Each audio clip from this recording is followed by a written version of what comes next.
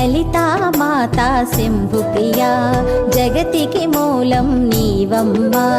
శ్రీ భువనేశ్వరి అవతారం జగమంతటికి ఆధారం హేరంబునికి మాతవుగా హరిహరాదులు సేవింప చండుని ముండుని సంహారం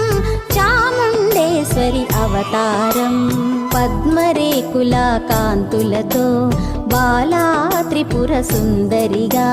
హంసవాహన రూపిణిగా వేదమాతవై వచ్చితివి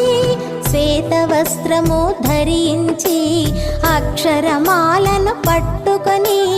భక్తి మార్గము చూపి